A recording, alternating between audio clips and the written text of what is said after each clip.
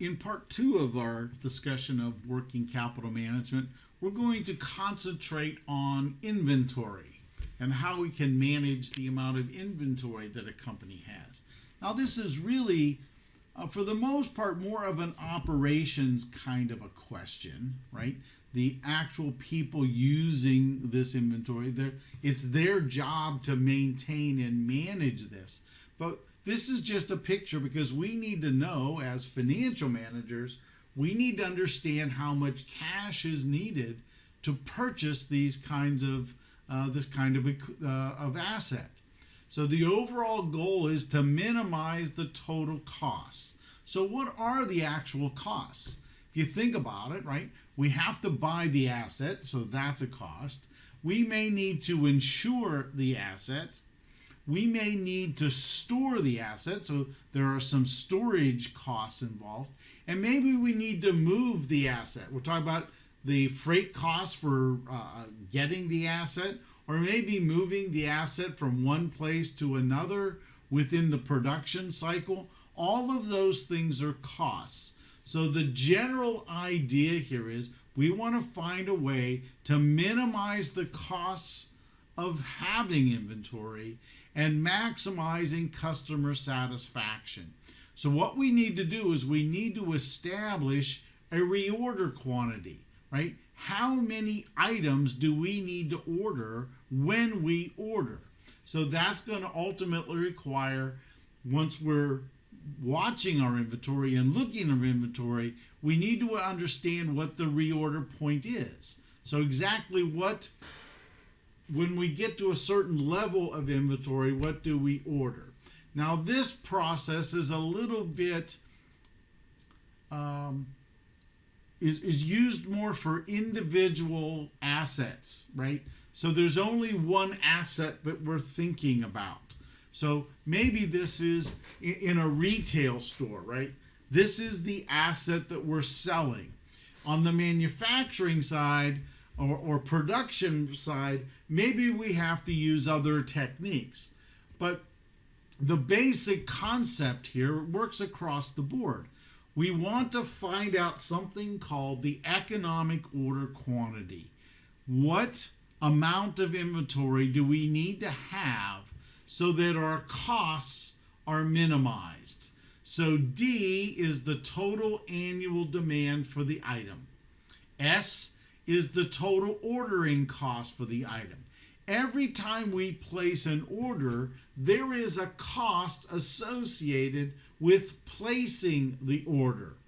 Paperwork, personnel, but there is a cost. In addition, we need to know what is the carrying cost for the item.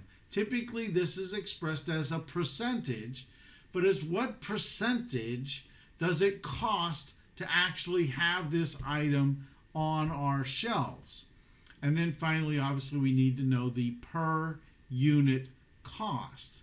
So let's think about a formula then. Let me kind of go back, excuse me.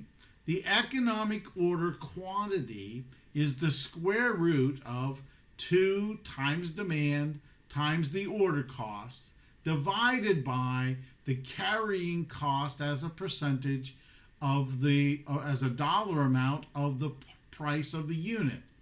So we'll look at an example here in a second. But how we're going to use this then is to is to calculate the total cost of having inventory. So D times P, that's demand times price, right? How much are we going to sell at what price? Add to that then the Q minus, or QIP, which is the quantity of units, multiplied by the carrying cost per unit as a percent, and then P again is the price, divided by 2, and then we need to add to that the cost of placing, of how many orders we'll place. So it's the demand times the ordering cost, right? Divide that by the Q, the quantity discount. So that would be the EOQ that we've calculated previously.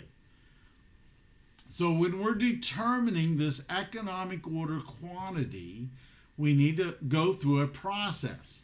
If we are offered discounted prices, we need to compute the EOQ for each discounted price. Now we need to then look at, well, what is the ranking of this? What is the price at which the inventory mechanism, the inventory management, will have the least total cost? Again, if the computed EOQ falls within this discounted area, then the EOQ is what we order. If it's not in that area, then we need to go to the discounted quantity area and calculate the computed total inventory cost for that minimum amount of inventory to order. Again, we order the minimum quantity that provides the lowest overall total inventory cost. Now, added to this whole process then is to understand, when do we place the order? This is what's referred to as the reorder point calculation. Lead time is the time that it takes from when we place an order till we receive it. How many days does it take to get the inventory once we place the order? Daily demand is the quantity of product that we use per day. And then the safety stock is just some level that we feel comfortable that we got to have as a minimum on the shelf all the time. So the safety stock is just this buffer, if you will. Yeah, we don't want to go to zero inventory and then have to wait for 3 days to get the inventory. That's what the reorder point is all about, is to make sure we never run out of inventory and yet we maintain the lowest cost possible. So here we see an example where we have quantity discounts. We can pay $20, $19, or $18.90 based on how much we buy. So what is the EOQ for each of these levels? Well, we can calculate the EOQ at $19 is 205.20. So the total cost at $19 is $306,223. If you look at the other calculations that were made at $20 and $18.90, you see that $19 is the unit that will pay us will cost us the least amount of money to have inventory. And going back to our order, says what? 205 is the economic order quantity for this unit. If we didn't have this, then the EOQ would just be $200. That would be the EOQ at $20 if we weren't offered the discounts. So we have a spreadsheet that will do this for us. It's called the EOQ worksheet. Again, you plug in the numbers that we have from our example. Again, here's our $205 and 205.20 units. Order quantity, again, we said, since this is at $19, is 501 units. So the total cost based on the required order point is that 306,223. Now, if we just ordered the EOQ, this 205, that would be 305,559. Now, it's obviously less. However, it's also at a higher price possibly because we're not going to be ordering 500 units. That's a lower number. The the reorder point then is calculated. This company currently works about 250 days a year. They have 95 units and it takes 3 days to get the unit. So when they get to 287 units, they need to order whatever they order. In this case, they're going to order 501 units. Now, when that gets to 287 total units, then they will, they will place another order. And in this way, they'll always be paying the least amount for having inventory. Now, there are other mechanisms or other management techniques, if you will. There's something called just-in-time inventory. Just-in-time basically says, look, we're only going to hold the minimum amount of inventory needed. So when we need a piece of an inventory, immediately that's when we're going to receive it. So essentially it gets rid of the holding part of inventory. Many companies use this, especially companies that are in production. They try to use this. Toyota is a company that uses just-in-time management. The challenge is what happens when something happens to the system. Recently, Ford Motor Company had to shut down the production of their F-150 pickup trucks because one of their suppliers' plants caught on fire. So it was down, the production of the inventory was down for about a month. So it took them 30 days for them to catch back up and now start to receiving inventory so they can start producing product. So making sure you have inventory when the inventory needs to be there is very critical.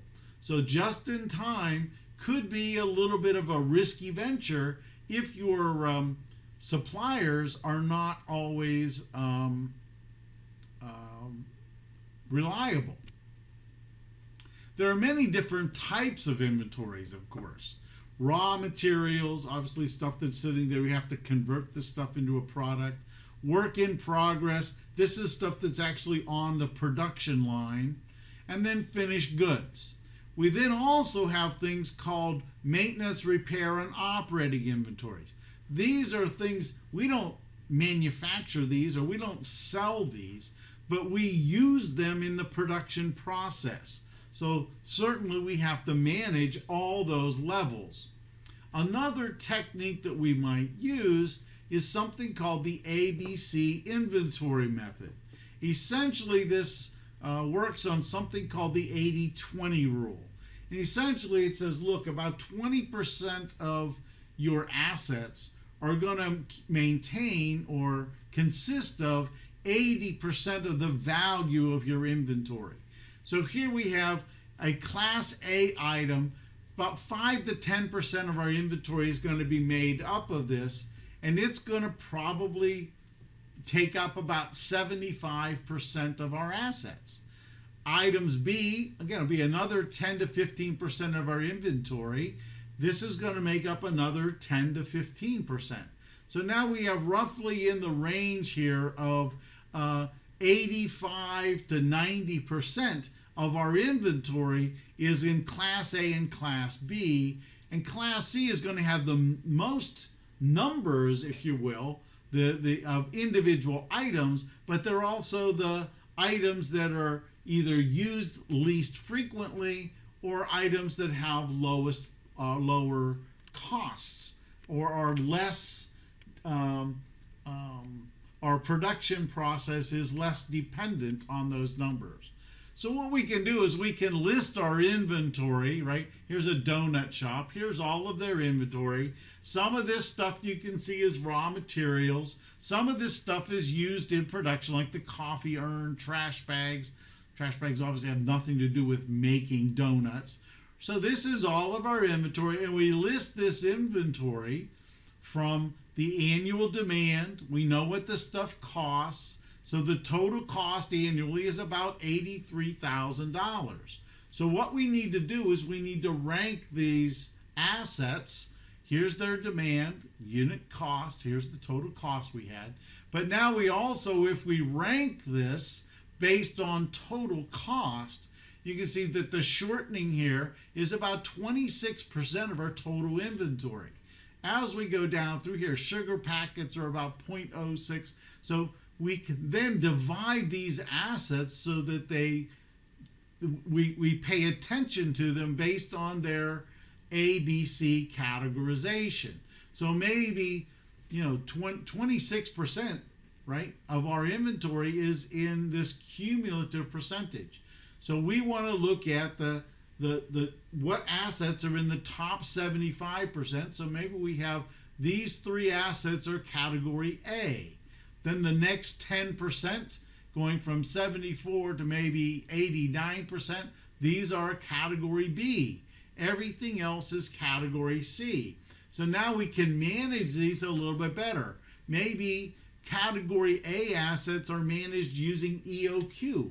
Maybe the next things are maybe just in time. But again, we're going to manage our assets based on the percentage of the assets that are actually in our inventory. There is a very good video here that talks about how on modernizing inventory and how we can make things a little bit better for the company. The overall idea here is to try to find ways to minimize the costs. The challenge is, as the ABC method reflects, is that different assets have different considerations based on their value, based on their need in the process system. So all of these mechanisms, all of these things, EOQ, just-in-time, and the ABC process, all of these techniques can be used at the same time on the same inventory of the company. And again, it's based on cost, based on need, based on ability to acquire, right? The speed at which you can get the assets. All of those things need to be considered in a complete inventory management system. So that's the end of the inventory management component of working capital management.